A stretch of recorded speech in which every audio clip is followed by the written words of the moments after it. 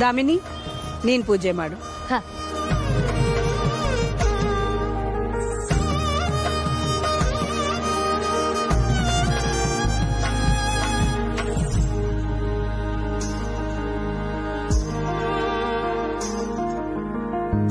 ಜನನಿ, ನೀನ್ ಪೂಜೆ ಮಾಡಮ್ಮ.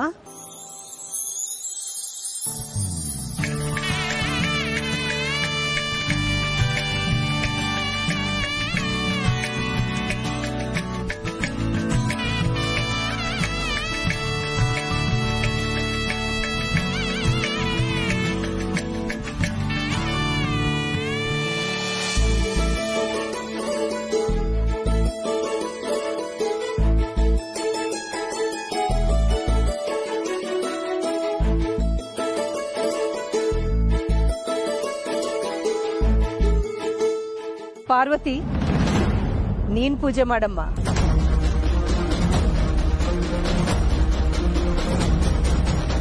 ಅಯ್ಯೋ ಅಕ್ಕ, ಅವಳಿ ಯಾಕೆ? ಚಪ್ಪರದ ಪೂಜೆನ ಮುತ್ತೈದೆಯರು ತಾನೇ ಮಾಡ್ಬೇಕು. ಶಾಸ್ತ್ರ ಸಂಪ್ರದಾಯದ ಪ್ರಕಾರ ದಾಮಿನಿ ಹೇಳಿದ್ದು ಸರಿ.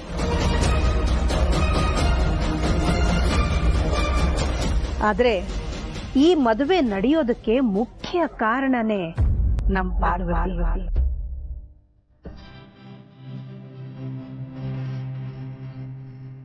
ಅವಳ ಒಳ್ಳೆಯ ಮನಸ್ಸಿನ ಭಾವನೆಗಳನ್ನೆಲ್ಲ ಧಾರೆ ಎರೆದು ಅವಳು ಪೂಜೆ ಮಾಡಿದ್ರೆ ಈ ಕಲ್ಯಾಣ ನಿರ್ವಿಘ್ನವಾಗಿ ನೆರವೇರುತ್ತೆ ಅನ್ನೋದು ನನ್ನ ನಂಬಿಕೆ. ಆದ್ರಿಂದ ಪಾರ್ವತಿ, ನೀನ್ ಪೂಜೆ ಮಾಡಮ್ಮ.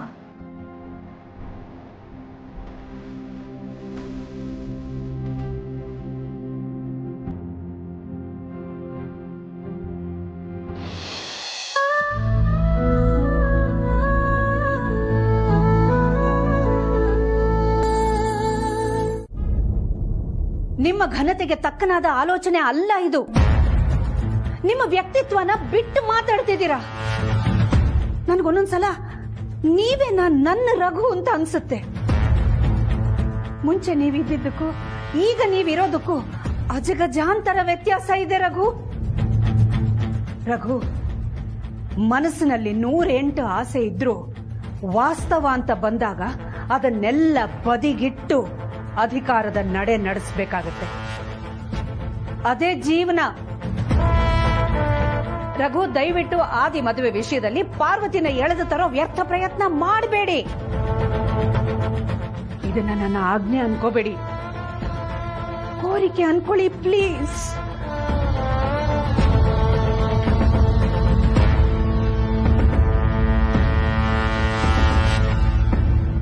ಯಾಮಿನಿನೇ ಆದಿ ಹೆಂಡತಿ, ಅವಳೇ ನಮ್ಮನೆ ಸೊಸೆ ಅಂತ ತೀರ್ಮಾನ ಮಾಡಾಗಿದೆ. ಇವತ್ತು ಬೆಳಿಗ್ಗೆ ಚಪ್ರದ ಪೂಜೆನೂ ಆಗೋಗಿದೆ. ನಾಳೆ ಬೆಳಗಾಗಿದ್ರೆ ಎಲ್ಲರೂ ದೇವಸ್ಥಾನಕ್ಕೆ ಹೊರಡ್ತಾ ಇದ್ದೀವಿ ಮದುವೆ ಕಾರ್ಯಕ್ರಮಕ್ಕೆ. ಇಂಥ ಸಂದರ್ಭದಲ್ಲಿ ನಿಮ್ಮ ಮನಸ್ಸಿನಲ್ಲಿ ಈ ರೀತಿ ಗೊಂದಲ ಬರಬಾರದು ರಘು. ಅದರಿಂದ ಎಲ್ಲರ ನೆಮ್ಮದಿನೂ ಹಾಳಾಗುತ್ತೆ. ರಘು, ಆರಾಮಾಗಿ ಮಲ್ಕೊಂಡು ನಿದ್ದೆ ಮಾಡಿ. ಬೆಳಿಗ್ಗೆ ಬೇಗ ಎದ್ದು ಹೊರಡೋದಿದೆ. ಇಲ್ಲ ಅಖಿಲ, ನನಗೆ ನಿದ್ದೆ ಬರ್ತಾ ಇಲ್ಲ. ನಾನೊಂದು ಸಣ್ಣ ವಾಕ್ ಮಾಡಿ ಬರ್ತೀನಿ.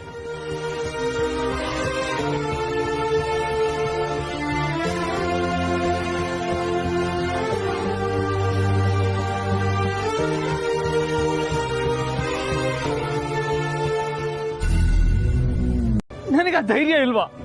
ಅಥವಾ ಅಮ್ಮನ ಕಡೆ ನನಗೆ ಭಯನ ಪ್ರೀತು.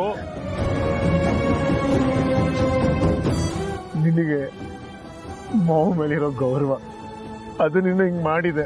ಅದನ್ನ ತಪ್ಪು ಅಂತ ಹೇಳಕ್ ಆಗಲ್ಲ ಬ್ರೋ, ತಪ್ಪಲ್ಲ ಅದು. ಯಾವಾಗ್ಲೂ ಹೇಳ್ಬೇಕಾಗಿರೋ ಪ್ರೀತಿನ ಮನ್ಸಲ್ಲೇ ಬಚ್ಚಿಟ್ಕೊಂಡು ನಾವುಗಳೇ ತಪ್ಪು ಮಾಡ್ಬಿಟ್ವಿ ಬ್ರೋ. ಆ ತಪ್ಪಿನ ಪ್ರಾಯಶ್ಚಿತ್ತ ಇವತ್ತು ನಮ್ಗೆ ಕಾಡ್ತಾ ಇದೆ ಬ್ರೋ. ಸಮಯ ನೀರ್ ಹೋಗಿದೆ ಬ್ರೋ. ಪ್ರೀತು, ನನಗೆ ಪ್ರೀತಿ ಸಿಗಲ್ವಾ ಪ್ರೀತು?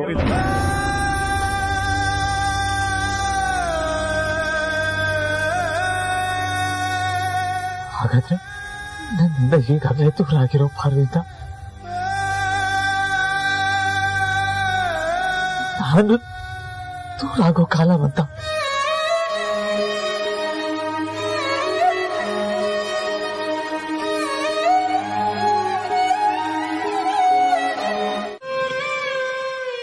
ಆದ್ರೆ ಅವನಿಗಿರೋ ನಿಯತ್ತು ನಿನ್ ಮಗಳಿಗಿಲ್ದೆ ಹೋಯ್ತಲ್ಲ. ಅದಕ್ಕೆ ನನ್ಗೆ ಬೇಸರ ಆಗ್ತಿರೋದು, ನಿಮ್ಮಿಬ್ರ ಮೇಲೆ ಕೋಪ ಬರ್ತಿರೋದು. ಈ ಕೋಪಕ್ಕೆ ಇಬ್ಬರನ್ನು ಸಿಗದು ಇಲ್ಲೇ ತೋರಣ ಕಟ್ಬಿಡ್ಬೇಕು ಅಂತ ಅನಿಸ್ತಾ ಇದೆ. ಹಾಗೆ ಮಾಡಿಯಪ್ಪ, ನಾವು ತಪ್ಪು ಮಾಡಿದ್ದೀವಿ, ಶಿಕ್ಷೆ ಅನುಭವಿಸೋದಕ್ಕೂ ಸಿದ್ಧವಾಗಿದ್ದೀವಿ.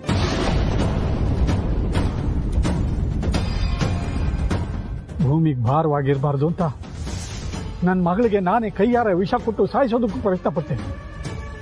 ಆದ್ರೆ ಅಲ್ಲಿಗೂ ನಿಮ್ಮ ಮಗನೇ ಬಂದು ತಪ್ಪಿಸ್ಬಿಟ್ರು. ಏನ್ ಮಾಡ್ಲಿ ಹೇಳಿ ನಾನು?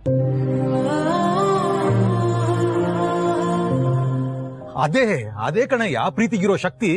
ಆದ್ರೆ ನೀವಿಬ್ರಿಗೂ ಅದು ಅರ್ಥ ಆಗ್ತಿಲ್ವಲ್ಲ, ಏನ್ ಮಾಡ್ಲಿ? ನನ್ ಕರ್ಮ.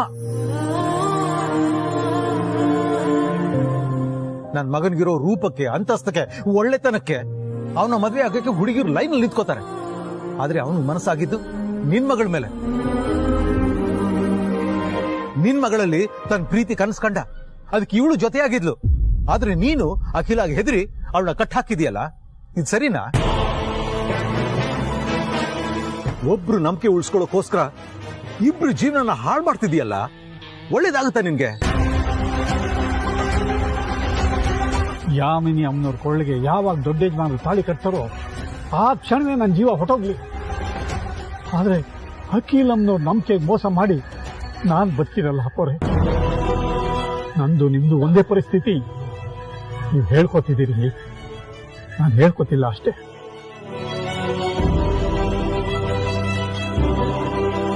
ನಿಮ್ ಮಗನ ಸಂಕಟ ನಿಮ್ ಕಣ್ಣು ಕಾಣಿಸ್ತಿದೆ, ಆದ್ರೆ ನನ್ನ ಮಗಳ ಸಂಕಟ ನನಗೆ ಮಾತ್ರ ಗೊತ್ತಾಗ್ತಿದೆ ಅಪ್ಪೋರೆ. ಸಂಕಟ ಪಡು ಅಂತ ಯಾರಯ್ಯ ಹೇಳಿದ್ದು? ಎಲ್ರೂ ಸಂಕಟ ಪಡೋ ಹಾಗೆ ಮಾಡ್ತಿರೋದು ನೀನು. ನೋಡು ಹನುಮಂತು, ನಿನ್ ಮಗಳಿಗೆ ಹೇಳು, ನನ್ನ ಮಗನ ಪ್ರೀತಿನ ಒಪ್ಕೊಳಕ್ ಹೇಳು. ನಾಳೆ ನಡೀತಿರೋ ಮದ್ವೆನ ನಿಲ್ಸು, ಪುಣ್ಯ ಕಟ್ಕೊಳಯ್ಯ. ಅಯ್ಯೋ ಬೇಡಿ ಅಪ್ಪವ್ರೆ, ನೀವು ದೊಡ್ಡವರು, ನೀವು ಕೈ ಮುಗಿದ್ರೆ ನಮ್ಗೆ ಒಳ್ಳೇದಾಗಲ್ಲ. ಬೇಕಾದ್ರೆ ಇದೊಂದು ವಿಚಾರದಲ್ಲಿ ನನ್ನನ್ನು ಬಲವಂತ ಮಾಡ್ಬೇಕು. ಬೇಕಾದ್ರೆ ನಾನೇ ನಿಮ್ಮ ಕಾಲ ಬೀಳ್ತೀನಿ ಮಕ್ಕಯ್ಯ. ಸರಿ, ಇವ್ರ ಪ್ರೀತಿನ ಒಪ್ಕೊಳ್ಳೋ ದೊಡ್ಡ ಗುಣ ನಿನ್ನಲ್ಲಿಲ್ಲ. ಪಕ್ಕಕ್ ಬಾ, ಈ ಚಪ್ರನಾದ್ರೂ ಕಡ್ದು ಹಾಕ್ತೀನಿ. ಚಪ್ರ ಕಡಿದ್ರೆ ಮದುವೆ ನಿಂತೋಗುತ್ತಾ ಅಪ್ಪವ್ರೆ?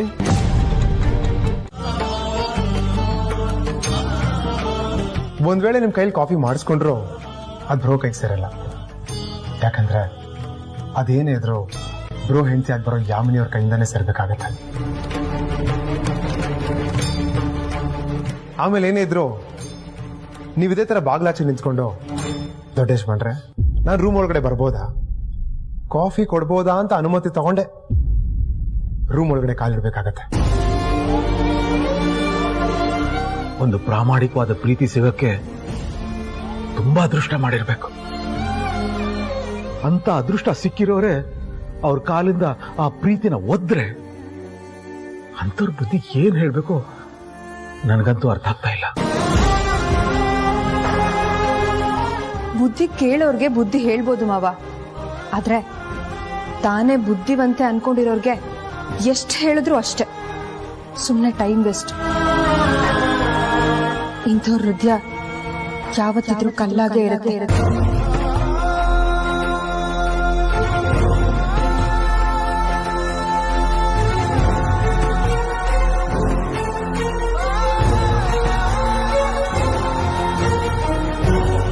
ಅದು ಎಷ್ಟೋ ಮದುವೆಗಳು ಮದುವೆ ಮಂಟಪದಲ್ಲೇ ಮುರಿದು ಹೋಗಿರೋ ಉದಾಹರಣೆಗಳು ನಮ್ಮ ಕಣ್ಮುಂದೆನೇ ಇದೆ. ನಾನ್ ಬಯಸ್ತಿರೋದು ಅದನ್ನೇ.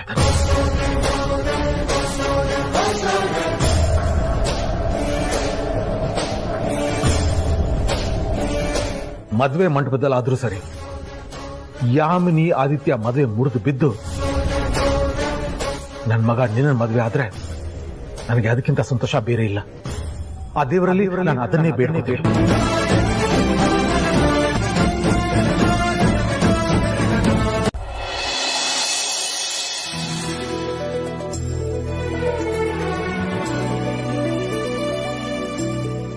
ಅರಸನಕೋಟೆ ಕುಟುಂಬಕ್ಕೆ ಸ್ವಾಗತ. ಸುಸ್ವಾಗತ. ತಮಗೂ ಅಷ್ಟೇ ಸ್ವಾಗತ ಸುಸ್ವಾಗತ. ಅಲ್ಲೇ ದಡ್ಡಿ ದಾಮು, ಹಳೇ ಮಿಕ್ಸರ್ ಗಂಟೆ ತರ ಯಾಕೆ ಆಡ್ತೀಯ? ನಮ್ಗಿಂತ ಅವರೇ ಮೊದಲು ಬಂದಿರೋದು, ಅದಕ್ಕೆ ವೆಲ್ಕಮ್ ಮಾಡ್ತಾ ಇದ್ದಾರೆ. ಬಾಯಿ ಮುಚ್ಕೊಂಡು ಕೂತ್ಕೊ. ನೀವು ಅಷ್ಟೇ ಹಳೆ ಗ್ರೈಂಡರ್ ತರ ಆಡ್ಬೇಡಿ, ಸ್ವಲ್ಪ ಸುಮ್ನೆ ನಿಂತ್ಕೊಳ್ಳಿ. ಪ್ರಯಾಣ ಹೇಗಿತ್ತು? ಎಲ್ಲರೂ ಆರಾಮವಾಗಿ ಬಂದ್ರಿ. ಮಗಳು ಮದುವೆನ ಸ್ಟಾರ್ ಹೋಟೆಲ್ ಅಲ್ಲಿ ಮಾಡ್ಬೇಕು ಅಂತ ಪ್ರಿಪರೇಷನ್ ಮಾಡ್ಕೊಂಡಿದ್ವಿ. ನೀವು ಈ ದೇವಸ್ಥಾನದಲ್ಲಿ ಮಾಡ್ಬೇಕು ಅಂತ ಪ್ರಸ್ತಾಪ ಇಟ್ಟಾಗ ನನಗೆ ಸ್ವಲ್ಪ ಬೇಜಾರಾಯ್ತು. ಆದ್ರೆ ನಿಮ್ ಮೇಲೊಂದು ನಂಬಿಕೆನೂ ಇತ್ತು. ಅರಸನಕೋಟೆ ಅಖಿಲಾಂಡೇಶಿನಿ ಅವರು ಏನೇ ಮಾಡಿದ್ರು ಒಂದು ಕಾರಣ ಇರುತ್ತೆ ಅಂತ ಅನ್ಸಿತ್ತು. ಈ ದೇವಸ್ಥಾನಕ್ಕೆ ಬಂದ್ಮೇಲೆ ಅದು ನಿಜ ಆಯ್ತು. ಈ ದೇವಸ್ಥಾನ ತುಂಬಾ ಪವರ್ಫುಲ್ ಅಂತೆ. ಇಲ್ಲಿ ನಡೆದಿರೋ ಮದ್ವೆಗಳೆಲ್ಲ ಶಾಶ್ವತವಾಗಿ ಉಳಿದಿದೆ ಅಂತ ಅರ್ಚಕರು ಹೇಳ್ತಾ ಇದ್ರು. ಅದೇ ರೀತಿ ನಮ್ಮ ಮಗಳ ಜೀವನನು ಶಾಶ್ವತವಾಗಿ ಉಳಿದ್ರೆ ಅಷ್ಟೇ ಸಾಕು. ಹೆಣ್ಣೆತ್ತವ್ರಿಗೆ ಇದಕ್ಕಿಂತ ಸೌಭಾಗ್ಯ ಏನ್ ಬೇಕು? ನನ್ನ ಮಾತಿನಲ್ಲಿ ನಂಬಿಕೆ ಇಟ್ಟು ದೇವಸ್ಥಾನದಲ್ಲಿ ಮದುವೆ ಮಾಡಿಕೊಡೋದಕ್ಕೆ ನೀವು ಒಪ್ಕೊಂಡ್ರಲ್ಲ, ಅದೇ ನನ್ನ ಭಾಗ್ಯ. ಈ ಮದುವೆಯಿಂದ ಎಲ್ಲರಿಗೂ ಒಳ್ಳೇದಾಗುತ್ತೆ. ನಮ್ಮ ಆದಿ ಯಾಮಿನಿಯ ಬಾಳಿನ ಆಗಸದಲ್ಲಿ ಒಂದು ಹೊಂಗನಸು ಮೂಡುತ್ತೆ, ಹೊಂಬೆಳಕು ಮೂಡುತ್ತೆ. ಎಲ್ಲರಿಗೂ ಒಳ್ಳೇದೇ ಆಗುತ್ತೆ. ನಮ್ ಸಂಪ್ರದಾಯ ಪ್ರಕಾರ ಗಂಡನ ತಂದೆ ತಾಯಿಗೆ ನಾವೇ ಕಾಲ್ ತೊಳೆದು ಆರತಿ ಮಾಡಿ ಬರ್ಮಾಡ್ಕೋಬೇಕು.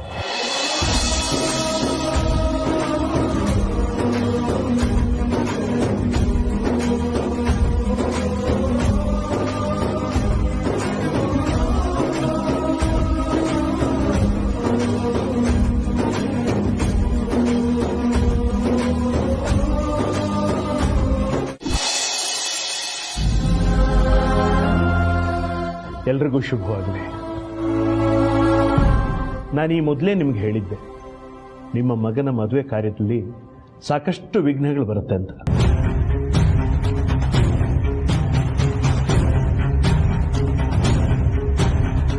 ಅದಕ್ಕೋಸ್ಕರ ನಾನು ಹೇಳಿದ್ದು ಈ ದೇವಸ್ಥಾನದಲ್ಲೇ ಸೀತಾರಾಮ ಕಲ್ಯಾಣೋತ್ಸವ ಮಾಡಿಸ್ಬೇಕು ಅಂತ. ನೀವು ಹೇಳಿದ ಹಾಗೆ ಸೀತಾರಾಮ ಕಲ್ಯಾಣ ನಡೆಸೋದಕ್ಕೆ ಅದ್ದೂರಿಯಾಗಿ ತಯಾರಿ ನಡೆದಿದೆ ಗುರುಗಳೇ. ಸಂತೋಷ. ನಿಮಗೆ ನೆನಪಿದೆಯಾ ತಾಯಿ, ನಿಮಗೆ ಮದುವೆ ಆಗಿ ಅದೆಷ್ಟೋ ವರ್ಷಗಳಾದರೂ ಸಂತಾನ ಭಾಗ್ಯ ಇರಲಿಲ್ಲ. ಅದರ ಬಗ್ಗೆ ನೀವು ನಮ್ಮ ಹತ್ರ ಹೇಳ್ಕೊಂಡಿದ್ರಿ. ಆಗ ನಾನು ನಿಮಗೆ ಇಲ್ಲಿನ ಜಾರೋ ಕಲ್ಲಿನ ಮಹಿಮೆ ಬಗ್ಗೆ ಹೇಳಿದ್ದೆ. ಇಲ್ಲಿ ಬಂದು ಮನಸ್ಸಲ್ಲಿ ಸಂಕಲ್ಪ ಮಾಡಿ ಆಗುತ್ತೋ ಇಲ್ಲೋ ಅಂತ ಭಕ್ತಿಯಿಂದ ಕೈಯನ್ನು ಅದರ ಮೇಲೆ ಇಟ್ಟರೆ, ಕೈ ಜಾರಿದ್ರೆ ಅದು ಹಣ್ಣು, ಜಾರದೇ ಇದ್ರೆ ಅದು ಕಾಯಿ ಅಂತ. ನೀವು ಭಕ್ತಿಯಿಂದ ಸಂಕಲ್ಪ ಮಾಡಿದ್ರಿ, ಕೈ ಇಟ್ರಿ, ಕೈ ಜಾರ್ತು, ಫಲ ಹಣ್ಣಾಯ್ತು. ಆಮೇಲೆ ನೀವು ಈ ದೇವಸ್ಥಾನಕ್ಕೆ ಬಂದಿದ್ದು ಪುಟ್ಟ ಮಧು ಆದಿ ಜಾತಿ.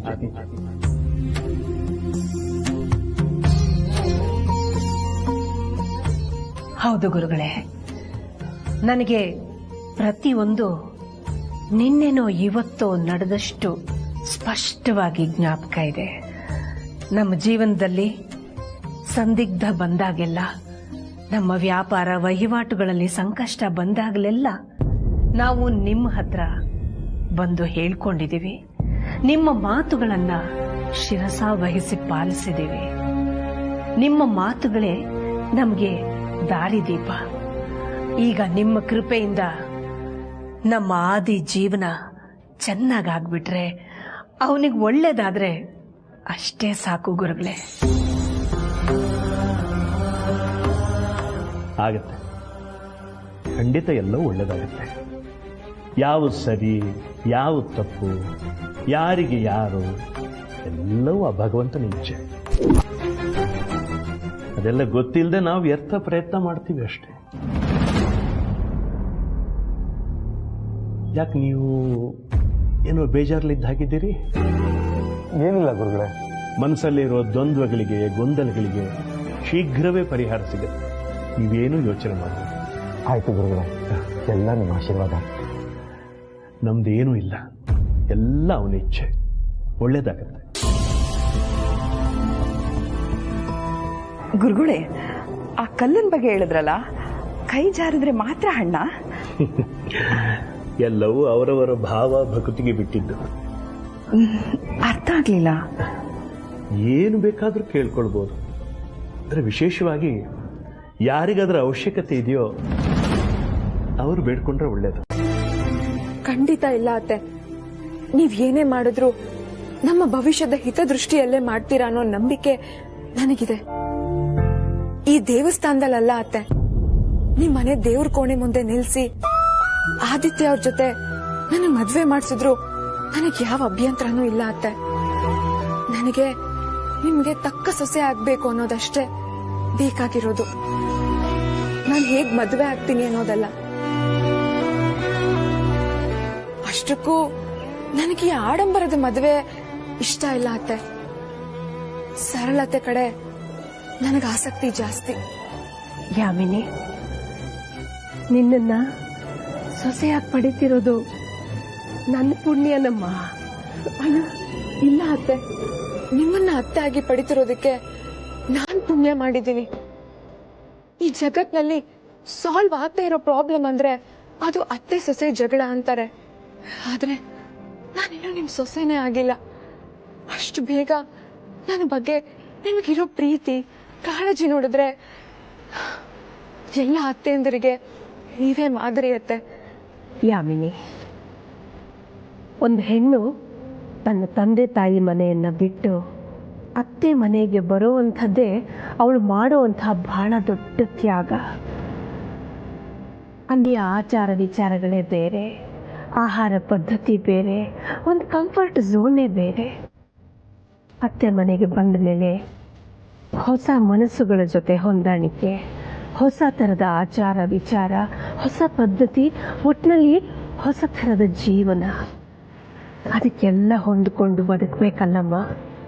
ಅದ್ರ ಕಷ್ಟ ಏನು ಅನ್ನೋದು ನನಗೆ ಗೊತ್ತಿದೆ. ಯಾಕಂದರೆ ಒಂದು ಕಾಲದಲ್ಲಿ ನಾನು ಆ ಹಂತವನ್ನು ದಾಟಿನೇ ಬಂದೋಳಲ್ವಾ.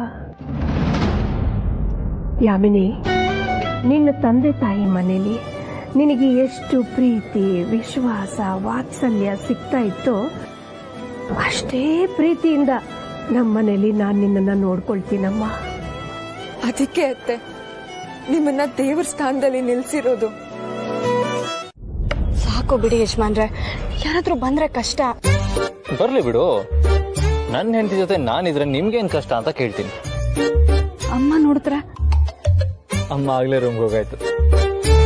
ಯಾಮಿನಿ ಮನೆಯವ್ರು ನೋಡಿದ್ರೆ ತಪ್ಪು ತಿಳ್ಕೊಳಲ್ವಾ? ಈ ಮೂಲಕನಾದ್ರೂ ನಾವಿಬ್ರು ಮದ್ವೆ ಆಗಿರೋ ಸತ್ಯ ಅವ್ರಿಗೆ ತಿಳಿಲಿ ಬಿಡು. ತನ್ನ ಗಂಡನ ಮದ್ವೆಲಿ ಹೆಂಡತಿನೇ ಅರ್ಶನ ಕೊಡ್ತಾ ಇರೋದನ್ನ ನಾನು ಇದೇ ಮೊದಲನೇ ಸತಿ ನೋಡ್ತಾ ಇರೋದು. ಆದ್ರೂ ಪರವಾಗಿಲ್ಲ, ನಾಳೆ ನಡೆಯೋ ಅರ್ಶನ ಶಾಸ್ತ್ರದಲ್ಲಿ ನನ್ನ ಕೈಯಾರ ನಿನಗೆ ಅರ್ಶನ ಹಚ್ಚಬೇಕು ಅನ್ನೋದೇ ನನ್ನ ಆಸೆ. ಅದಕ್ಕೆ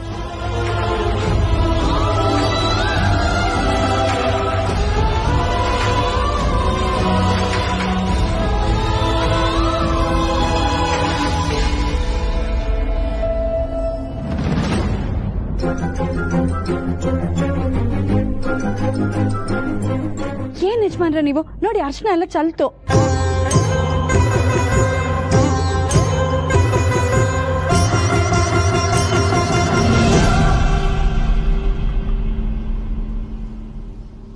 ಇದು ಚೆಲ್ಲಿದ್ದಲ್ಲ, ನನ್ನ ನಿನ್ನ ಮದುವೆ ಆಗ್ಲಿ ಅಂತ ಆ ದೇವರೇ ಮಾಡಿರೋ ಆಶೀರ್ವಾದ.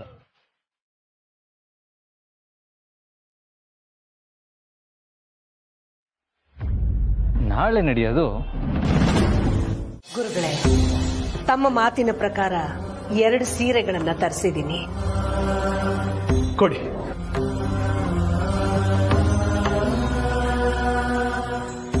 ತಾವು ಹೇಳಿದ ಹಾಗೆ ಮದುಮಕ್ಕಳಿಬ್ರು ನಸುಕಿನ ಜಾವ 4 ಗಂಟೆಗೆ ಎದ್ದು ಶುಚಿರ್ಭೂತರಾಗಿ ತಯಾರಾಗಿದ್ದಾರೆ. ತಾವು ಅಪ್ಪಣೆ ಕೊಟ್ರೆ ಮೂರ್ತಿಯನ್ನ ತರೋದಕ್ಕೆ ಅವರನ್ನ ಕಳಿಸ್ತೀನಿ. ಆಗ್ಬೋದು ತಾಯಿ, ಆದ್ರೆ ಅದಕ್ಕೂ ಮೊದಲು ಸೀತಾಮಾತೆಗೆ ಉಡಿಸೋ ಸೀರೆನ ಭಗವಂತನ ಸನ್ನಿಧಿಲಿಟ್ಟು ಪೂಜೆ ಮಾಡಿ, ಮದುಮಗಳಿಗೆ ಉಡಿಸೋ ಸೀರೆನ ಆಮೇಲೆ ಕೊಡ್ತೀವಿ.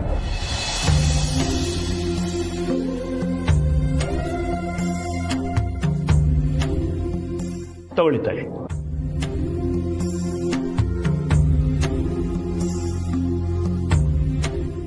ಕುಟುಂಬ ಸಮೇತ ಹೋಗಿ ಆ ಭಗವಂತನ ದರ್ಶನ ಪಡೀರಿ. ಈ ಮದುವೆಗೆ ಯಾವುದೇ ವಿಘ್ನಗಳು ಬರದೇ ಇರಲಿ ಅಂತ ಅವನ ಹತ್ರ ಬೇಡ್ಕೊಳ್ಳಿ. ಹಾಗೆ ಆಗ್ಲಿ ಗುರುಗಳೇ.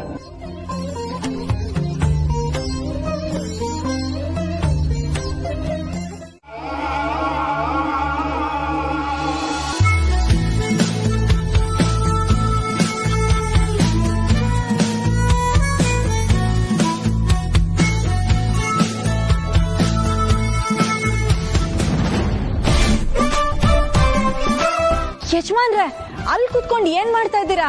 ಅಲ್ಲಿ ಎಲ್ರು ತಯಾರಾಗಿ ಪೂಜೆಲಿದ್ದಾರೆ, ನಿಮ್ಗೋಸ್ಕರ ಕಾಯ್ತಾ ಇದ್ದಾರೆ. ಬನ್ನಿ ಹೋಗೋಣ. ನಾನ್ ಬರಲ್ಲ. ಯಾಕೆ? ನಾನು ಏನೋ ಒಂದು ಕೇಳ್ತೀನಿ, ನೀನ್ ಹೂ ಅನ್ನೋದಾದ್ರೆ ನಾನು ಕೆಳಗೆ ಬರ್ತೀನಿ. ಆಗಲ್ಲ. ಹಂಗಾದ್ರೆ ನಾನು ಬರಲ್ಲ. ಯಜಮಾನ್ರೆ, ಏನಿದು ನಿಮ್ ಹುಡುಗಾಟ? ಸೀತಾರಾಮನ್ ವಿಗ್ರಹ ತರೋದಕ್ಕೆ ನೀವು ಯಾಮಿನಿ ಮೇಡಮ್ ಹೋಗ್ಬೇಕು, ಮರ್ತೋದ್ರಾ? ಅಲ್ಲೆಲ್ರು ನಿಮ್ಗೋಸ್ಕರ ಕಾಯ್ತಾ ಇದಾರೆ, ಬನ್ನಿ ಹೋಗೋಣ. ನನಗ್ ಮೊದ್ಲೇ ಹೇಳ್ದೆ ತಾನೆ, ನನ್ಗೇನೋ ಅಂತ ಕೇಳ್ತೀನಿ, ನೀನ್ ಅದಕ್ಕೆ ಹೂ ಅಂದ್ರೆ ನಾನು ಕೆಳಗ್ ಬರ್ತೀನಿ. ನೀನ್ ಅನ್ನಲ್ಲ ಅಂತಿದ್ಯಾ? ಇವಾಗ ಅಲ್ಲೆಲ್ಲ ವೇಟ್ ಮಾಡ್ತಾ ಇದಾರೆ. ಆಮೇಲೆ ಸೀತಾರಾಮ ವಿಗ್ರಹ ತರೋ ಮುಹೂರ್ತ ಮೀರೋಗುತ್ತೆ. ಆಮೇಲೆ ನೀನ್ ನನ್ನ ಬೈಕೋಬೇಡ, ಅದ್ ನನ್ ತಪ್ಪಲ್ಲ. ಸರಿ, ಬನ್ನಿ ಬನ್ನಿ. That's like it.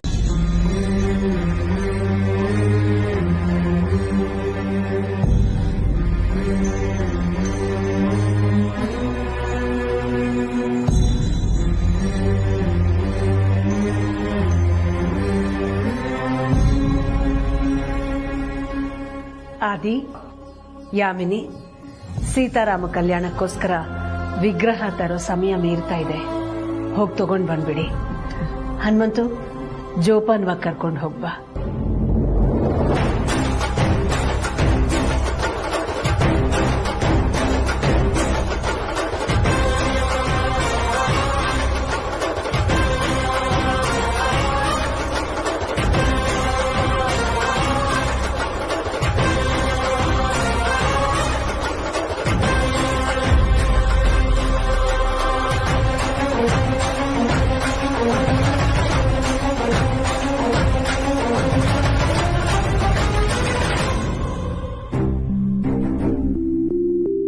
ಪಾರ್ವತಿ, ವಿಗ್ರಹ ತಂದೆದಾದ್ಮೇಲೆ ಈ ಸೀರೆನ ಗುರುಗಳಿಗೆ ಕೊಡ್ಬೇಕು.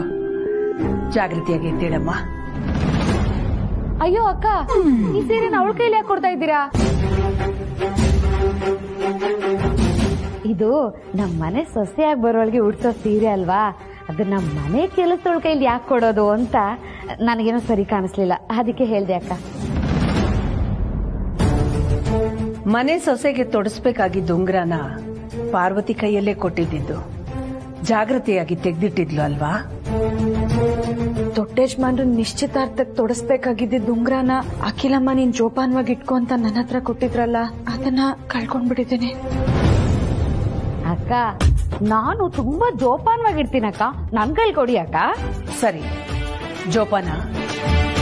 ತುಂಬಾ ದೊಡ್ಡ ಜವಾಬ್ದಾರಿ ಕೊಡ್ತಿದ್ದೀನಿ. ಅಯ್ಯೋ ಅಕ್ಕ, ನೀವ್ ಇದ್ರ ಬಗ್ಗೆ ಯೋಚನೆ ಮಾಡಬೇಡಿ. ಇದನ್ನ ಎಷ್ಟು ಜೋಪಾನವಾಗಿಡ್ಬೇಕು ಅಂತ ನನಗೆ ಚೆನ್ನಾಗಿ ಗೊತ್ತು.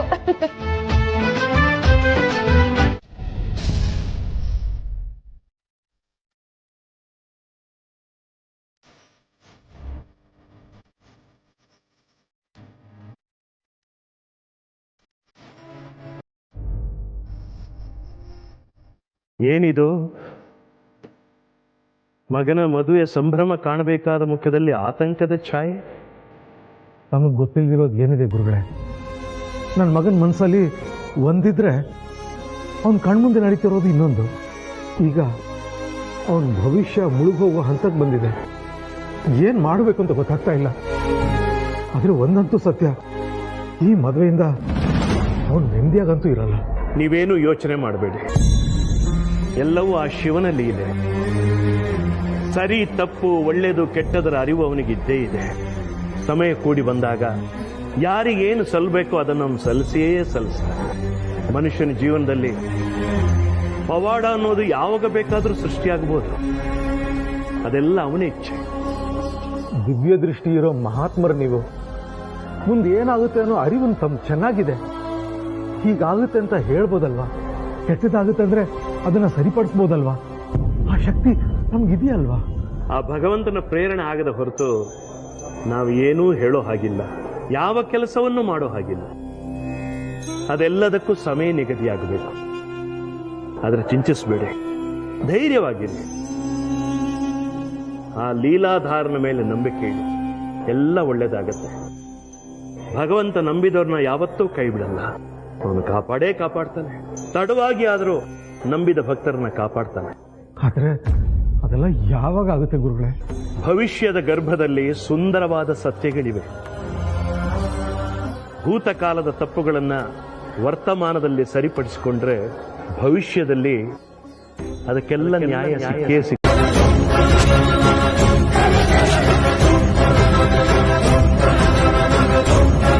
ಸಮಯ ಆಗ್ತಾ ಇದೆ, ಎಲ್ಲ ಕಾರ್ಯಗಳು ಬೇಗನೆ ಆಗ್ಬೇಕು. ಹೌದಮ್ಮ, ಗುರುಗಳ ಮಾತಿಗೆ ಬೆಲೆ ಕೊಡ್ಬೇಕಲ್ವಾ? ಬಾ ಬನ್ನಿ ಬನ್ನಿ, ಆರತಿ ಮಾಡಿ ಬೇಗ.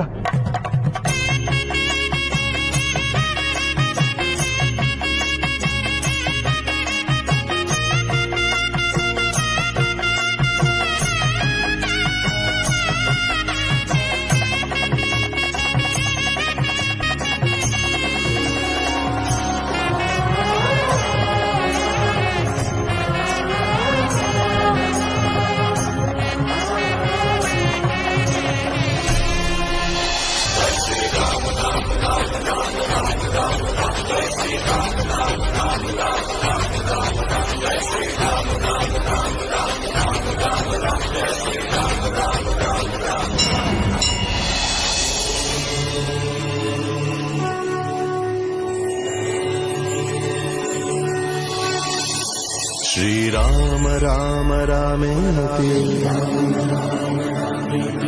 रमे रामे मनोरमे सहस्रनाम तत्तुल्यम् राम नाम वरानने.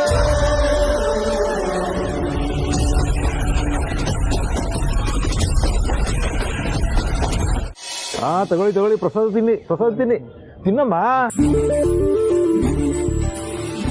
ಸ್ವಲ್ಪ ಜಾಸ್ತಿನೇ ಹಾಕಿ. ತಗೊಳಪ್ಪ, ತಿನ್ನಿ ತಿನ್ನಿ. ಪ್ರಸಾದನ ಕೊಟ್ರಿ, ಆದ್ರೆ ಕಾರಣ ಹೇಳಲೇ ಇಲ್ಲ. ನೀನೇ ಗೆಸ್ ಮಾಡು ನೋಡೋಣ. ಬ್ರೋ ಪಾರ್ವತಿ ಅವರು ಒಟ್ಟಿಗೆ ಸೇರಿ ಅರ್ಶನ ಕೊಟ್ಟಿದ್ದಕ್ಕ? ಓ, ಅದು ಬೇರೆ ನಡೆದಿದ್ಯಾ? ಪಾರ್ವತಿಯವ್ರು ಬೇಡ ಅಂತ ಹೇಳಿದ್ರು ಕೇಳ್ದೆ, ಭಾವನೆ ನಿನಗ್ ಸುಸ್ತಾಗುತ್ತೆ, ನಾನ್ ನಿನಗ್ ಸಹಾಯ ಮಾಡ್ತೀನಿ ಅಂತ ಅವ್ರ ಜೊತೆ ಸೇರ್ಕೊಂಡು ಅರ್ಶನ ಪುಡಿ ಮಾಡಿದ್ದು. ಓ ಹೌದೇನೋ ಮದುಮಗನೇ. ಸರಿ, ಈಗ ಏನು ಕಾರಣ ಅಂತ ನಾನೇ ಹೇಳ್ಬಿಡ್ಲಾ? ಬಿಡ ನೋಡ, ನಂಗೆ ಗೊತ್ತು. ಹೇಳಾಗಾದ್ರೆ ಪಾರ್ವತಿ ಅವರೇ ಶಾಸ್ತ್ರಕ್ಕೆ ಕೂರೋ ತರ ಆಯ್ತು ಅಂತ ತಾನೆ ನೀವು ಖುಷಿ ಪಡ್ತಿರೋದು? ಅದು ಒಂದು ಕಾರಣನು, ಆದ್ರೆ ಅದಕ್ಕಿಂತ ಮುಖ್ಯವಾದ ಕಾರಣ ಇನ್ನೊಂದಿದೆ. ಅಪ್ಪ, ನಾ ಹೇಳ? ಹೇಳು. ಮದುವೆ ಆಗೋದು ನನಗೆ ಪಾರ್ವತಿಗೆ, ಕರೆಕ್ಟಾ? ಕರೆಕ್ಟ್. ಆದ್ರೆ ನನ್ ಮನ್ಸಲ್ಲಿರೋದು ನಿನ್ಗೆ ಹೇಗೆ ಗೊತ್ತಾಯ್ತು? ಪಾರ್ವತಿ ನನಗ್ ಸಿಗ್ತಾಳೆ ಅಂತ ನಿಮ್ ಮನ್ಸಿಗೆ ಹೇಗೆ ಅನಿಸ್ತು? ನನಗೂ ಹಾಗೆ ಅನಿಸ್ತಪ್ಪ. ಏನ್ ಹೇಳ್ತಾ ಇದ್ರೆ ಇಬ್ರು? ನನ್ಗೆ ಟೋಟಲ್ ಆಗಿ ಕನ್ಫ್ಯೂಸ್ ಆಗ್ಬಿಟ್ಟಿದೆ. ಕನ್ಫ್ಯೂಸ್ ಆಗ್ಬೇಡ ಪ್ರೀತು. ಆದಿತ್ಯ ಪಾರ್ವತಿ ಪ್ರೇಮ ಕಥೆಯಲ್ಲಿ ಎಲ್ಲ ಪಾಸಿಟಿವ್ ಆಗಿ ಕಾಣಿಸ್ತಾ ಇದೆ. ಗುರುಗಳು ನಿಶ್ಚಿತಾರ್ಥದ ಡೇಟ್ ಫಿಕ್ಸ್ ಮಾಡಕ್ಕೆ ಅಂತ ಬಂದಾಗ ಅಖಿಲ ಕರೆಕ್ಟ್ ಆಗಿ ಆದಿತ್ಯ ಯಾಮಿನಿ ಜಾತಕದ ವ್ಯವಸ್ಥೆ ಮಾಡಿದ್ರು. ಗುರುಗಳ ಕೈಗೆ ಸೇರಿದ ಯಾವ ಜಾತಕ? ಆದಿತ್ಯ ಪಾರ್ವತಿ ಜಾತಕ ತಾನೆ. ಈಗ ಶಿವ ಪಾರ್ವತಿ ಯಾರು? ಯಾರು ಅಂದ್ರೆ ದೇವರು. ಹೌದು ತಾನೆ. ಪಾರ್ವತಿ ಪರಶಿವನ ಮದುವೆ ಸಮಯದಲ್ಲಿ ಆದಿತ್ಯ ಪಾರ್ವತಿ ಪಾಣಿಗ್ರಹಣ ನಡೀತು. ಇವತ್ತು ವಿಗ್ರಹನ ದೇವಸ್ಥಾನದ ಒಳಗಡೆ ತರಬೇಕಾದ್ರೆ ಯಾಮಿನಿಗೆ ತಲೆ ಸುತ್ತು ಬಂದು ಆ ವಿಗ್ರಹನ ಕೈ ಬಿಡೋದಂದ್ರೇನು, ಪಾರ್ವತಿ ಅದನ್ನ ಹಿಡ್ಕೊಳ್ಳೋದಂದ್ರೇನು? ಅಂದ್ರೆ ಶ್ರೀರಾಮನಂತ ಇರೋ ನನ್ನ ಮಗ ಆದಿತ್ಯ ಪಾರ್ವತಿಗೆ ಸೇರಬೇಕು ಅಂತ ಆ ಭಗವಂತ ಉದಾಹರಣೆಗೆ ತೋರಿಸ್ಕೊಟ್ಟಿದ್ದಾನೆ.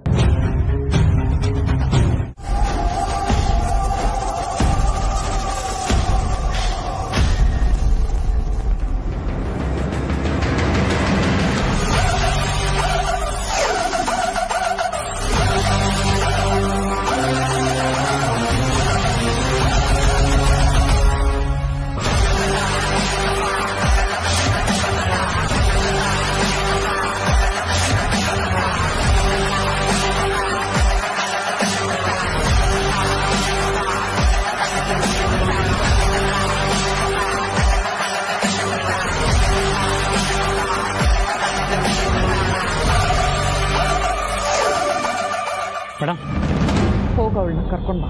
Yes madam.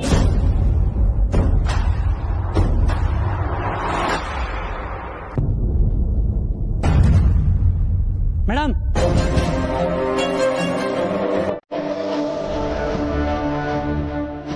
ಏನೇನಿಲ್ಲಿ? ಅರುಣತಿ ಮೇಡಮ್ ಬಂದಿದ್ದಾರೆ.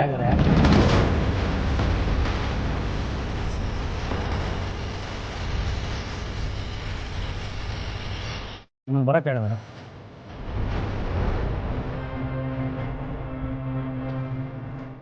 ನಡಿ.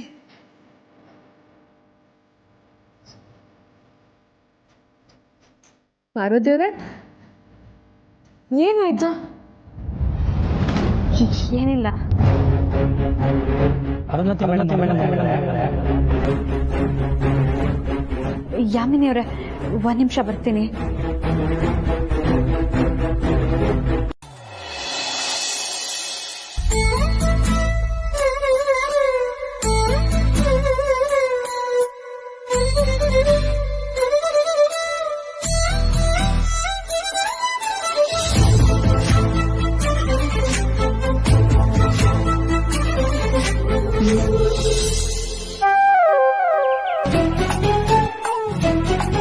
ದಾರಿ ಬಿಡಿ ಯಜಮಾನ್ರೆ.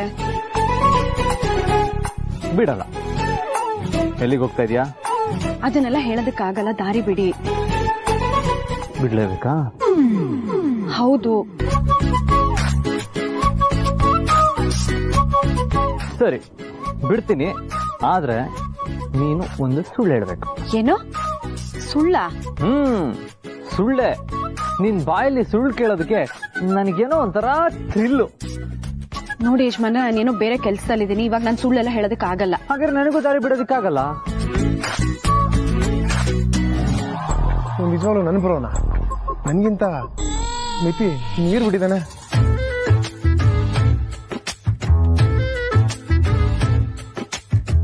ನನಗ್ ಸುಳ್ಳೆಲ್ಲ ಹೇಳೋದಕ್ಕಾಗಲ್ಲ. ನೀನ್ ಸುಳ್ಳು ಹೇಳಿದ್ರೆ ಮಾತ್ರ ನಾನು ಜಾಗ ಬಿಡೋದು, ಇಲ್ಲ ಅಂದ್ರೆ ಜಾಗ ಬಿಡೋದು. ಯಜಮಾನ್ರೆ, ಅದ್ಕೆ ಬ್ರೋ ಒಂದೇ ಒಂದ್ ಸುಳ್ತಾನೆ ಕೇಳ್ತಾ ಇರೋದು, ಹೇಳ್ಬಿಡಿ.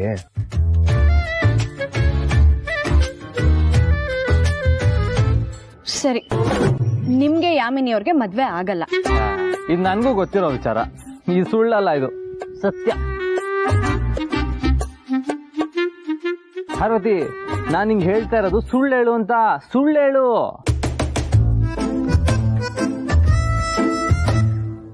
ಹ, ನನ್ಗೆ ನಿಮ್ಗೆ ಮದ್ವೆ ಆಗತ್ತೆ, ಸರಿನಾ? ಆಹಾ, ಕೊನೆಗೂ ಸತ್ಯನೇ ಹೇಳ್ಬಿಟ್ಟಿಯಲ್ಲ.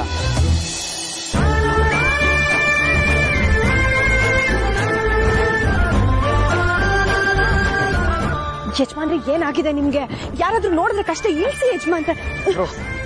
ನಾನು ಇದ್ದೀನಿ ಬ್ರೋ, ನನ್ಗೂ ನಾಚಿಕೆ ಆಗುತ್ತೆ. ಸಾರಿ ಪ್ರೀತು, ಅದು ಲವ್ ಅಲ್ಲಿ ಸ್ವಲ್ಪ ಓವರ್ ಆಗಿ ಇನ್ವಾಲ್ವ್ ಆಗ್ಬಿಟ್ನಲ್ಲ, ಎತ್ಕೊಂಡ್ಬಿಟ್ಟೆ. ಪಾರು, ಕೊನೆಗೂ ನಿನ್ನ ಮದ್ವೆ ಆಗುತ್ತೆ ಅಂತ ನಿಜ ಹೇಳ್ತೀಯಲ್ಲ, ಥ್ಯಾಂಕ್ಸ್. ನಾನ್ ಹೇಳಿದ್ದು ನಿಜ ಅಲ್ಲ, ಸುಳ್ಳು. ಅರ್ಥ ಮಾಡ್ಕೊಳ್ಳಿ ಯಜಮಾನ್ರೆ, ನಾವಿಬ್ರು ಮದ್ವೆ ಆಗೋದಕ್ಕೆ ಆಗಲ್ಲ. ನಿಮ್ ಮದ್ವೆ ಏನಿದ್ರು ಯಾಮಿನಿ ಅವ್ರ ಜೊತೆನೆ. ವಾ, ಸುಳ್ಳು ಮೇಲೆ ಸುಳ್ಳು ಹೇಳ್ತಾ ಇದೆಯಲ್ಲ ಪಾರು. ನೀನ್ ಒಂದೊಂದ್ ಸುಳ್ಳು ಹೇಳ್ತಾ ಇದ್ರು ನನಗೆ ನಿನ್ ಮೇಲೆ ಲವ್ ಡಬಲ್ ಆಗ್ತಾ ಇದೆ.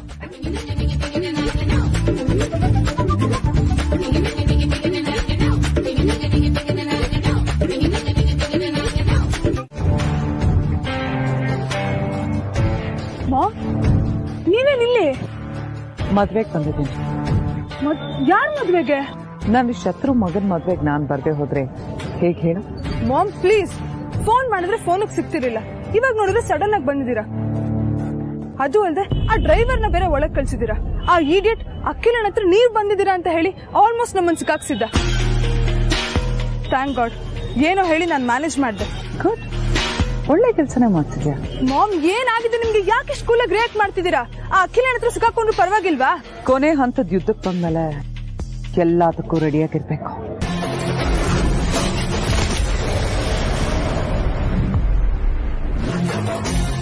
ನೀನು ತುಂಬಾ ಸಲ ಫೋನ್ ಮಾಡ್ತೀಯಲ್ಲ, ವಿಷಯ ಸೀರಿಯಸ್ ಆಗಿ ಇರ್ಬೇಕು ಅಂತ ಡೈರೆಕ್ಟ್ ಆಗಿ ಬಂದ್ಬಿಟ್ಟೆ. Serious matter ma'am.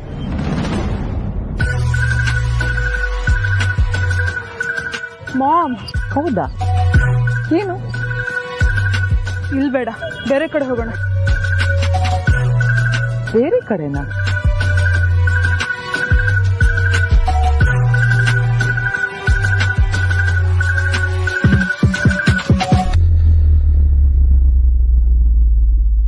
Cool ಆಗಿರು, tension ಮಾಡ್ಕೋಬೇಡ. Let's leave.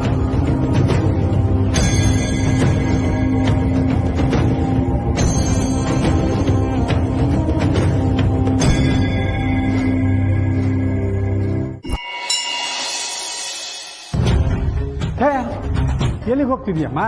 ಅಪ್ಪ, ಅದು ನೀನವತ್ತು ಅರುಂಧತಿ ಫೋಟೋ ಸುಟ್ಟಾಕೋವಾಗ ನೋಡಿದ್ಯಲ್ಲ, ಆ ಹೆಂಗಸನ್ ಇಲ್ಲೇನಾದ್ರೂ ನೋಡ್ದ್ಯಾ?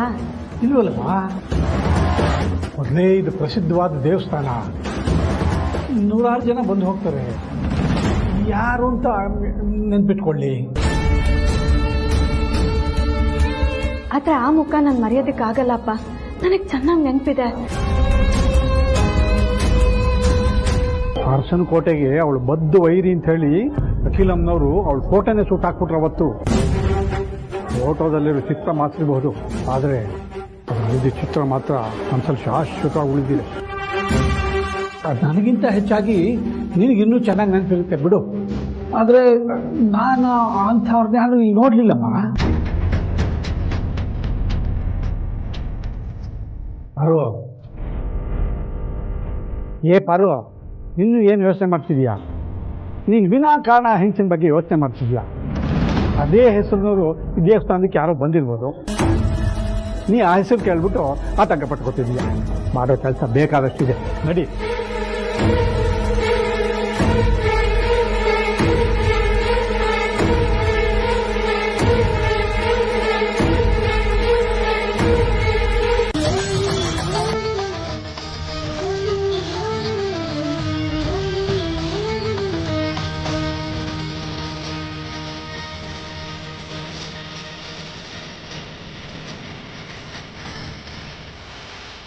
ಆಗ್ಲಿ ಗುರುಗಳೇ, ನೀವ್ ಹೇಳಿದ ಹಾಗೆ ಎಲ್ಲ ಶಾಸ್ತ್ರಗಳು ಪಾರ್ವತಿಗೆ ನಡೆಯಲಿ.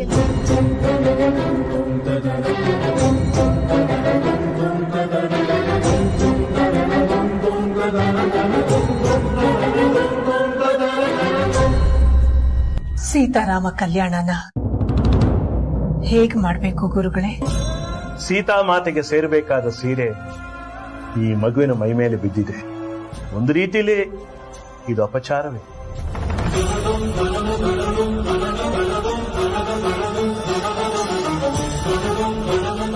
ಇನ್ನೊಂದು ರೀತಿಯಲ್ಲಿ ನೋಡಿದ್ರೆ ಆ ತಾಯಿನೇ ಈ ಮಗುವಿನ ರೂಪದಲ್ಲಿ ಬಂದು ಸೀರೆನ ಸ್ವೀಕರಿಸಿದ್ದಾಳೆ ಅಂತಾಳೆ.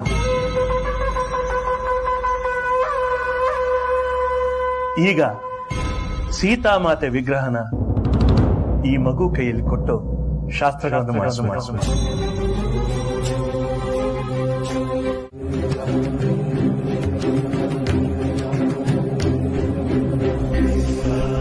ಇದೆ ಗುರುಗಳೇ. ನೋಡು ಮಗಳೇ, ಅವರೆಲ್ಲರ ಸಮ್ಮುಖದಲ್ಲಿ ನಾನು ಹೇಳಿದ್ದು ಅರ್ಧ ಸತ್ಯ ಮಾತ್ರ. ಪೂರ್ತಿ ಸತ್ಯ ತಿಳಿದ ಮೇಲೆ ನಿನ್ನ ಅಭಿಪ್ರಾಯ ತಿಳಿಸಿದ್ರೆ ಸಾಕು. ನನಗೆ ಭಗವಂತನ ಪ್ರೇರಣೆ ಆಗಿದೆ, ಅವನ ಅಪ್ಪಣೆ ಆಗಿದೆ. ಕಟು ಸತ್ಯವನ್ನ ನಿನ್ನ ಮುಂದೆ ಹೇಳಲೇಬೇಕಾಗಿದೆ. ನೋಡು, ಇದು ನಿನ್ನ ಪಾಲಿಗೆ ಕೇವಲ ಶಾಸ್ತ್ರವಾಗಿ ಉಳಿಯಲ್ಲ, ಇದರಲ್ಲಿ ನಿನ್ನ ಭವಿಷ್ಯ ಅಡಗಿದೆ.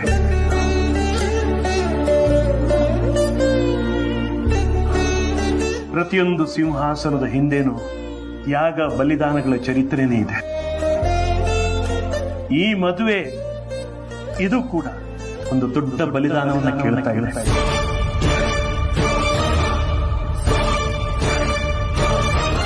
ಆ ಬಲಿದಾನ ನಿನ್ನ ಜೀವನ.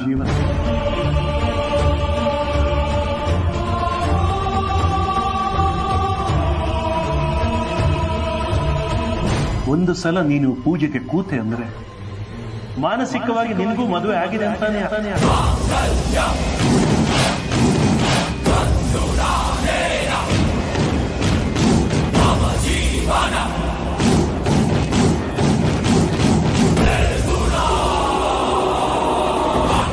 ಅವನೇ ಗಂಡ, ಅವನೇ ರಾಮನ ಸೂಚಕ. ಮತ್ತೆ ಆ ಹೆಣ್ಣು ಅಂದ್ರೆ ನೀನು ಬೇರೆ ಯಾವುದೇ ಗಂಡಿನ ಜೊತೆಗೆ ಹಸೆಮಣೆಯಲ್ಲಿ ಕೂರೋ ಹಾಗೆ. ಮುತ್ತೈದೆಯಾಗಿ ಶಾಸ್ತ್ರ ಕೂತ್ರೆ ಗಂಡ ಹೆಂಡತಿ ಬಂದ ಇನ್ನೂ ಗಟ್ಟಿ ಆಗುತ್ತೆ.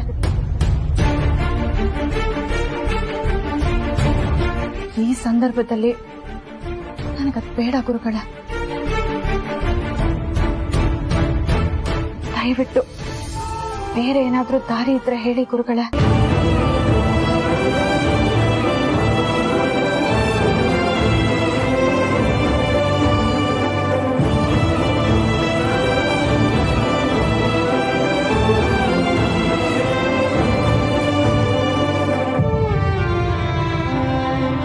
ಮುತ್ತೈದೆಯಾಗಿ ಅಲ್ದಿದ್ರು ಕನ್ಯೆಯಾಗಿ ಆದ್ರೂ ಶಾಸ್ತ್ರಕ್ಕೆ ಕೂರ್ಬೋದು. ಆಗ್ಬೋದಾ? ಕೂರ್ತೀನಿ ಗುರುಗಳ. ಹಾಗಾದ್ರೆ ನಿನ್ನ ಕೊರಳಲ್ಲಿರೋ ಮಾಂಗಲ್ಯನ ತೆಗಿಬೇಕಾಗಬೇಕು. ಸಿದ್ಧಳಿತೀಯ?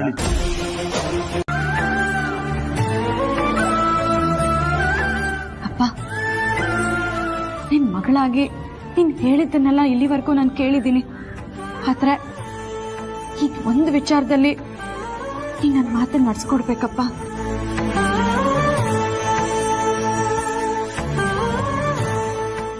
ಮಗಳ ಕಂಕಣ ಭಾಗ್ಯನೇ ಕಿತ್ಕೋತಿರುವಂತ ಅಪ್ಪ ಬಹುಶಃ ಈ ಪ್ರಪಂಚದಲ್ಲಿ ನಾನೊಬ್ಬನೇ ಇದ್ದ ಕಾಣತ್ತೆ ಕಣೆ. ನನಗೋಸ್ಕರ ಅಖಿಲಮ್ಮಂಗೋಸ್ಕರ ನಿನ್ನ ಜೀವನನೇ ತ್ಯಾಗ ಮಾಡ್ತಿದೀಯಲ್ಲಮ್ಮ. ಇದಕ್ಕೆ ನಾನು ಏನ್ ಹೇಳ್ಬೇಕು ಅಂತಾನೆ ಗೊತ್ತಾಗ್ತಿಲ್ಲ ಕಣೆ. ಈಗ ನಮ್ಮಿಬ್ರಿಗೂ ಯಾವ ಆಯ್ಕೆನೂ ಇಲ್ಲ ಅಪ್ಪ. ನಾನು ಈ ಶಾಸ್ತ್ರ ಕೂರೋದ್ರಿಂದ ಅಖಿಲಮ್ಮ ನಿನ್ ಮೇಲಿಟ್ಟಿರೋ ನಂಬಿಕೆ ಉಳಿಸ್ಕೊಂಡಾಗತ್ತೆ. ನೀನ್ ಆಡ್ಸಿ ಬೆಳೆಸಿದ ದೊಡ್ಡ ಯಜಮಾನ್ರ ಜೀವನ ಉಳಿಸಿದ ಪುಣ್ಯ ಬರುತ್ತೆ. ಈ ಮನೆಗ್ ಸೇವೆ ಮಾಡೋದಕ್ಕೆ ಸಿಕ್ಕಿರೋ ಇನ್ನೊಂದು ಅವಕಾಶ ಅಪ್ಪ ಇದು.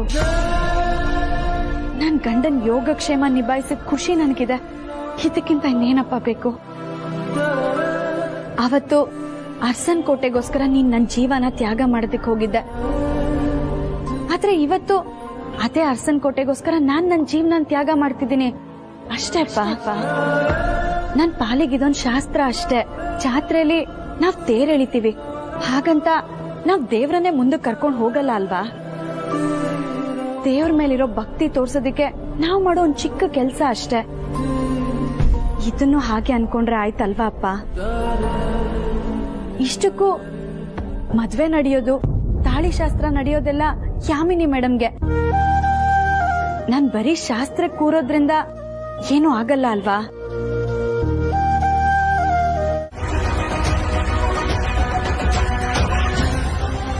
ಅಮ್ಮವ್ರೆ, ನನ್ನ ಮಗಳ ನಿರ್ಧಾರದಿಂದ ನಿಮಗೆ ಸಂತೋಷವಾ? ಖಂಡಿತ ಸಂತೋಷನೇ. ಯಾಕಂದ್ರೆ ಪಾರ್ವತಿ ಉಳಿಸ್ತಾ ಇರೋದು ಬರೀ ನನ್ನ ಮಗನ ಮದುವೆ ಮಾತ್ರ ಅಲ್ಲ, ಪ್ರಾಣ ರಕ್ಷಣೆ ಮಾಡ್ತಾ ಇದ್ದಾಳೆ. ಆಯ್ತು ಅಮ್ಮವ್ರೆ, ನಿಮ್ಗೆ ಸಂತೋಷ ಆಗೋದಾದ್ರೆ, ದೊಡ್ಡ ಯಜಮಾನ್ರಿಗೆ ಏನು ಕಂಟಕ ಬರಲ್ಲ ಅನ್ನೋದಾದ್ರೆ ನನ್ನ ಮಗಳ ನಿರ್ಧಾರಕ್ಕೆ ನನಗೂ ಒಪ್ಪಿಗೆ.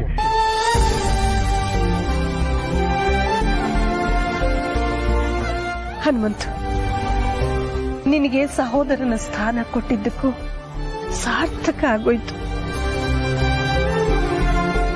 ಹನುಮಂತು, ಆದ್ರೆ ನನ್ನ ಬಲವಂತಕ್ಕಾಗಿ ನೀನ್ ಇದಕ್ಕೆ ಒಪ್ಕೋತಾ ಇಲ್ಲ ತಾನೇ? ಖಂಡಿತ ಇಲ್ಲ ಮೊರೆ. ದೇವ್ರ ಸೇವೆ ಮಾಡೋದಕ್ಕೆ ನಮಗ್ ದೊರಕಿರೋ ಒಳ್ಳೆ ಅವಕಾಶ ಅಂತ ಅನ್ಕೋತಿದ್ದೀನಿ.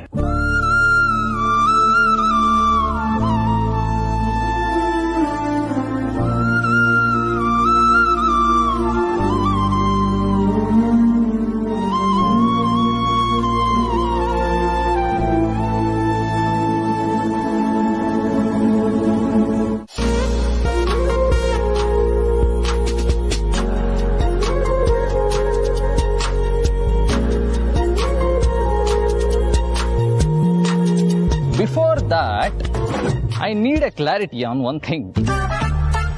ಇದನ್ನ ಕಟ್ಟೋದಿಕ್ಕೆ ನೀ ಯಾರು?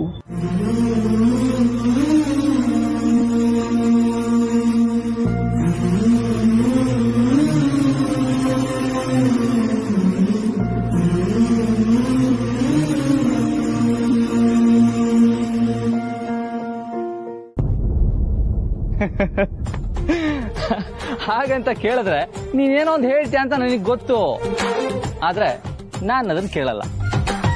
ಈಗಲಾದ್ರೂ ಗೊತ್ತಾಯ್ತಾ ನಿನ್ ಗಂಡ ಎಷ್ಟು ಒಳ್ಳೆಯವನು ಅಂತ? ಮೊದ್ಲು ಆ ಗುಂಗಿಂದ ಹೊರಗೆ ಬನ್ನಿ ಯಜಮಾನ್ರೆ. ನಿಮ್ಮನ್ನ ಮದ್ವೆ ಆಗ್ಬೇಕಾಗಿರೋರು ಯಾಮಿನಿಯವರು, ಅವರೇ ನಿಮ್ ಹೆಂಡತಿ ಆಗೋದು. ನೋ ನೋ,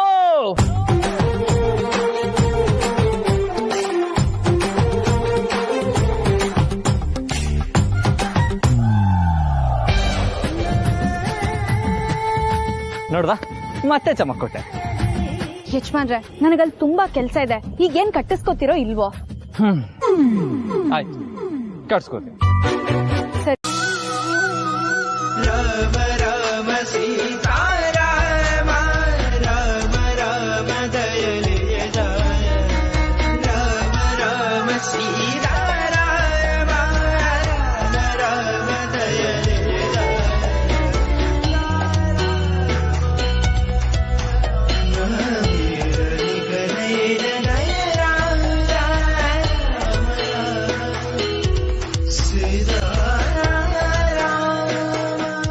ಮನ್ಸಿಲ್ಲ ಅಂದ್ರು ನಮ್ಮ ಯಜಮಾನ್ರಿಗೆ ಒಳ್ಳೇದಾಗ್ಬೇಕು ಅಂತ ಅವ್ರು ಕಟ್ಟಿರೋ ತಾಳಿ ತೆಗ್ದಿದ್ದೀನಿ. ಯಾವ ಕಾರಣಕ್ಕೂ ಅವ್ರಿಗೇನು ತೊಂದರೆ ಆಗ್ಬಾರ್ದು. ಕಾಪಾಡಪ್ಪ ತಂದೆ.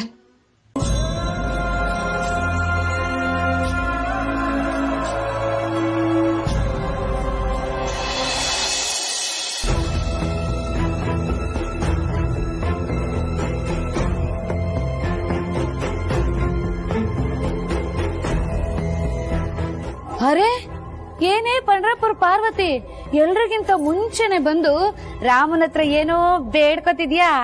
ಏನೋ? ಏನೂ ಇಲ್ಲ ಮೇಡಮ್. ಪೂಜೆ ಪ್ರಾರಂಭ ಮಾಡೋಣ.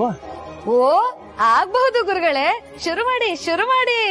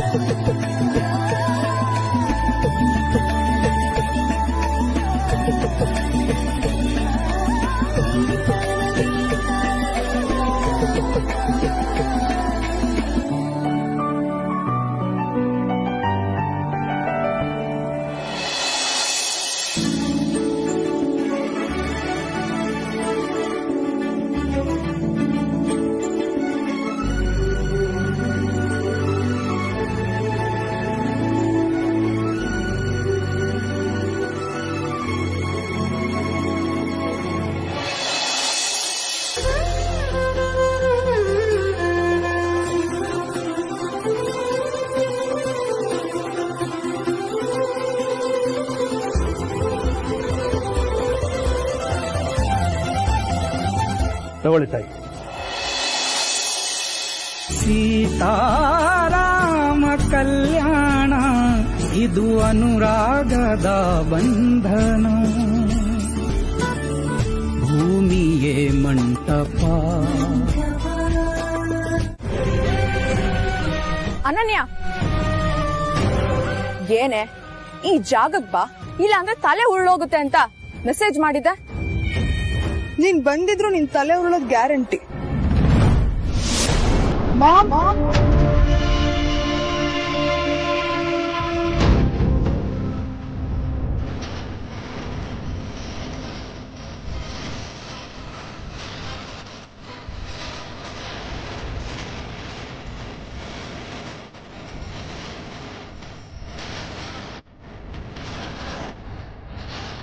ಏನ ನಿನ್ನಾಟ? ಆದಿತ್ಯನ ನಾನೇ ಮದುವೆ ಆಗೋದು ಅಂತ ನನ್ನ ಹತ್ರನೇ ಚಾಲೆಂಜ್ ಮಾಡಿದ್ದೆ. ತಾಳಿ ಕಟ್ಟಿಸ್ಕೊಳಕ್ಕೆ ನೀನ್ ಜೀವಂತವಾಗಿದ್ರೆ ತಾನೆ. ಮಾಮ್, ಏನ್ ನೋಡ್ತಾ ಇದ್ದೀರಾ? ಗನ್ ತೆಗೆದು ಫಸ್ಟ್ ಒಳ್ಳೆ ಶೂಟ್ ಮಾಡಿ. ಅನಿಷ್ಟ ತೊಲಗ್ತು ಅಂತ ಯಾವ್ದೋ ಹಾಳ್ ಬಾವಿಗ್ ಬಾಡಿ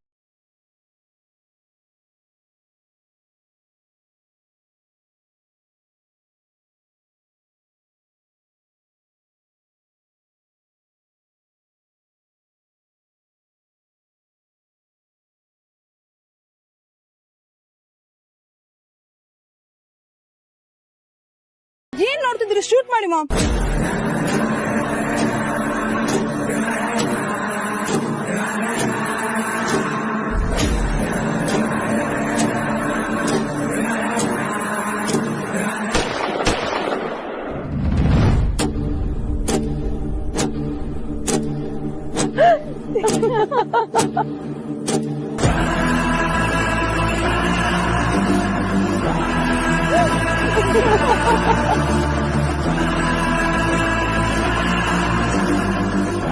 ಮಾಮ್, ಏನಾಗ್ತಿದೆ ಇಲ್ಲಿ?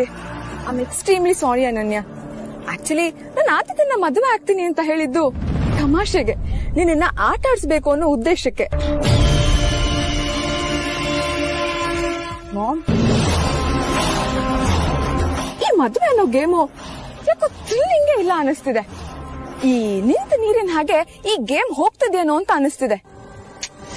ಅದು ಅಲ್ದೆ ಆ ಅಖಿಲಾಂಡೇಶ್ವರಿ ಮುಂದೆ ಹೋಗಿ ನನ್ನ ರೋಲ್ ಅಲ್ಲದೆ ಇರೋ ರೋಲ್ನ ನಾನು ಪ್ಲೇ ಮಾಡಿ ಮಾಡಿ ನನಗೂ ಸಾಕಾಗಿ ಹೋಗಿದೆ. ಆ ಸಭ್ಯಸ್ತ್ರ ಜೊತೆ ಸೇರ್ಕೊಂಡು ಎಲ್ಲಿ ಈ ನಿಜವಾದ ಯಾಮನಿ ಕಳೆದು ಹೋಗ್ಬಿಡ್ತಾಳ ಅನ್ನೋ ಭಯ ಶುರುವಾಗಿದೆ. ಅದಕ್ಕೆ ನನ್ನನ್ನ ನಾನು ಉಳಿಸ್ಕೊಳ್ಳೋದಿಕ್ಕೆ ಈ ಗೇಮ್ ಮಾಡಿದೆ.